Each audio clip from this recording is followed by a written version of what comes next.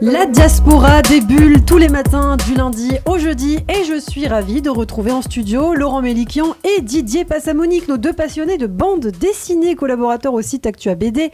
Bonjour messieurs. Bonjour Ilana. Et ravi de vous retrouver ce matin. Alors Laurent, on va commencer par vous. On va parler de cette nouvelle BD, une BD qui parle de Dieu. Oui, une BD qui parle de Dieu, mais scénarisée par le grand écrivain Tonino Benacquista. Alors que des écrivains s'aventurent dans le scénario de BD, ça n'a rien de franchement nouveau. On peut citer déjà dans les années 30 Dashiell Hammett collaborant avec Alex Raymond pour un strip quotidien, l'agent X9. Mais souvent, aujourd'hui, quand on a un écrivain célèbre marié avec un auteur de BD, souvent c'est un mariage arrangé par un éditeur qui est plutôt attiré par la renommée du romancier plutôt que sa véritable motivation à mettre sa plume au service de l'image dessinée. C'est souvent sur des coups médiatiques sans lendemain. Mais là, dans le cas de Tonino Benacquista, ça fait 10 ans que ça dure et l'auteur de La Maldonne des Sleeping, il a le sens des situations, du dialogue, des rebondissements et il s'est vraiment piqué au jeu. Il a collaboré avec une dizaine d'auteurs différents et là, en l'occurrence, avec Nicolas Barral où il donne dans le sacrilège, puisqu'il s'agit d'une série sur le tout-puissant, Dieu n'a pas réponse à tout. Alors c'est une bande dessinée où on ne va pas révolutionner l'iconographie divine. Ouais. Dieu est représenté comme un vieil homme sage à la barbe blanche, aux cheveux longs. Mais ici, il est vraiment pas, il n'est pas tout-puissant. Et en plus, il est épris de bienveillance. Quand il voit qu'un humain semble aller mal, il va envoyer un des grands pensionnaires du paradis pour aller lui l'épauler un peu à la manière des anges de Wim Wenders dans Les ailes du désir. Alors ainsi, dans cet épisode, on voit par exemple Victor Hugo qui revient sur Terre pour sauver un escroc en quête de rédemption, la Calas pour soigner une ado aphone et surtout l'inénarrable Michel Audiard en thérapeute prétentieux qui va agir à coups de répliques immortelles. Ouais, la connerie, c'est comme les impôts, on finit toujours par les payer. Et voilà comment, en se remémorant le parcours de ces illustres personnalités, on tente de soigner l'humanité, certes par le petit bout de la lorgnette, mais nom de Dieu, ça fait du bien.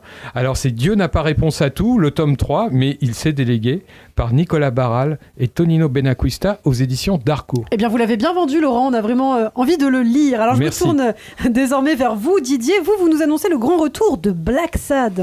Ben oui, Black Sad, c'est un des grands succès de librairie de ces dernières années. C'est une bande dessinée semi-réaliste animalière, dessinée par Juanjo Guarnido, c'est difficile à prononcer, et scénarisée par Juan Diaz Canales.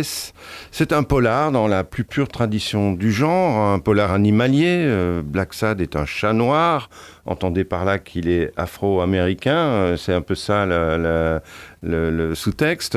C'est un privé, il a comme binôme un petit journaliste, un petit renard futé du nom de Weekly, comme il se doit. Et bon, ils ont des aventures qui ont comme cadre ce qui pourrait être New York. Alors c'est le 6e tome de Black Sad et ça n'était plus paru en librairie depuis 8 ans. Chacun des deux auteurs était parti sur d'autres projets. Guarnido avait fait Les Indes fourbes avec Alain Hérol, qui est un autre grand scénariste, et Canales était devenu le scénariste en titre de la série Corto Maltese, excusez du peu. L'album s'appelle Alors tout tombe et est publié pour la première fois en 2 parties. Avant, c'était des albums en un seul mouvement. Et là, il y a 2 parties. C'est pas mal parce que ça permet un peu d'étaler le récit, de lui donner un peu plus de silence. Et donc voilà, nos deux... Donc vous nous dites c'est un polar. C'est un polar, c'est un polar. L'album s'ouvre sur une représentation de théâtre en plein Central Park, dans un festival qui s'appelle Shakespeare in the Park. Mais les flics interviennent pour disperser les spectateurs parce que le spectacle n'est pas autorisé. Alors, sur ces entrefaites, Black Sad est engagé par le président du syndicat des travailleurs du métro qui est menacée par la mafia, qui elle-même est contrôlée par un promoteur qui veut construire sur tout New York des autoroutes géantes. Donc la qualité de Black Sad, c'est non seulement l'écriture, mais c'est l'incroyable qualité de cette ménagerie.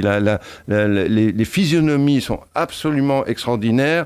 Il y a des punchlines presque à chaque case. C'est une des meilleures BD du moment, vraiment. Il faut dire que le dessinateur avait fait ses classes dans les studios de dessins animés de Disney. Et il faut vraiment aller regarder, il faut vraiment lire Black Sad parce que ça va, à mon avis, devenir une des grandes bandes dessinées de cette partie de ce siècle. Ça l'est déjà, c'est publié avec succès, que ce soit au Japon, en Chine, aux États-Unis. Enfin, quand je dis avec succès, c'est-à-dire qu'il y a une fanbase Black Sad un peu partout dans le monde. Black Sad, donc par Juanjo Guarnido et scénarisé par Juan Diaz Canales. Merci beaucoup Didier Passamonique et Laurent Mélikian. On se retrouve demain matin sur Radio J. Merci, à demain.